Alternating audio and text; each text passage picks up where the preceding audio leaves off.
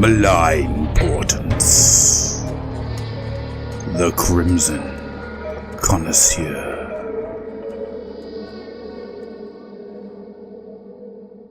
My Queen Neferita, first blessed and most exalted Lady of Darkness and Splendor, I pray that this missive finds you well. Be assured that the reach of the Nolamian court extends even further into the heart of the twin-tailed city. My blood children are scattered all around this ugly place, from the courts of the 12 lords to the parade grounds of the Académie Martial. Courtiers, foppish noble duelists, ash sweepers, and dull military men are all turned to stuttering fools beneath my gaze, consumed by a desperate longing that has them risk death, or worse, for the slightest hint of my favour. I have agents, willing or otherwise, embedded in every stratum of Hammerhal's ruling bodies. They feed me such whispers. This very eve, for instance, I arose from my velvet-lined sepulchre to the news that 54 regiments of Hammerhalian foot have received their marching orders, and by the time this missive reaches you, will have arrived at the realm gate of Sanctor Amoralis. From there they shall travel to Port Valadan in Anastasia. What could the gold jackets possibly be planning that requires such an enormous reserve of manpower? I wonder. Needless to say, I have delicately plucked the strands of my web here in Hammerhal, and my little spiders now rush and scuttle about the shadows, seeking the answers.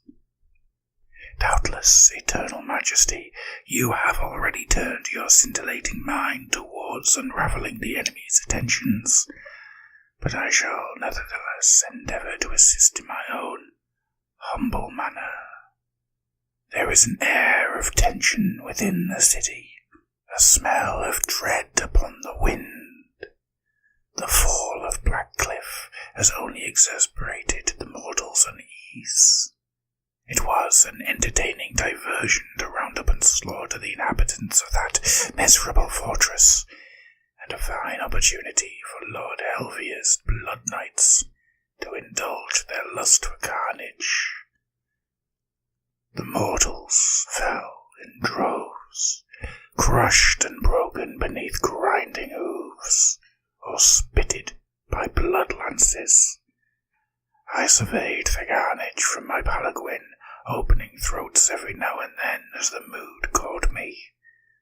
Unfortunately, the soldiery were a rather grubby band, quite lacking in grace or good breeding. After draining the blood of several fleeing humans, I was left with a unpleasantly bitter aftertaste, a hint of smoke and ashes that did not abate for several hours. In my irritation, I ordered the Blood Knights to crucify the remaining living about the fortress walls, and raised the rest as dead-walker thralls for their comrades to discover at a later date. After some grumbling, Helvia and his brothers acceded to my demands. Honestly, my queen, while I admire their martial skill, I continue to find the Order's obsession with honour and proper duty most tiresome. Our little surprise with the gold jackets was discovered several days later, and I hear it caused much consternation amongst the ranks. This fear and confusion swiftly carried to the populace of Hammerhal, though the agents of Azir have spread word of extended regimental drill and emergency posting throughout the populace. Few believe these obvious and amusing know that the city has suffered a grave loss, and they obsess evermore over tales of ill omens and deathly portents. Predictable, but no less amusing for that. A spate of glory killings across the Cinderfall district. I pray you forgive this minor indulgence, my beloved queen, is the latest subject of tattletale and gossip, though other equally delicious rumours are spreading as swiftly as the weeping plague. I hear whispers of entire border towns disappearing overnight, of a grinning moon skull rising in the east, and tales of the recently dead scratching upon the doors of their living relatives at night, begging to be allowed entrance. The sense of fear and confusion all this has whipped up is quite intoxicating. Of course, the city's wardens are greatly concerned, and they worry and scheme within their golden towers. Infiltrating these secret sessions is a delicate task. The noble districts are rife with witch-finders and their wretched griff-hound beasts. Yet, even with my limited access, it is clear that the armies of Amahal are mustering in numbers not seen since the last days of the Realm Gate Wars. They sense something, my queen, though their dull little minds still cannot grasp the true scale of what is coming. Nevertheless, I would advise caution. The tremors from Nagashizar have not gone unnoticed.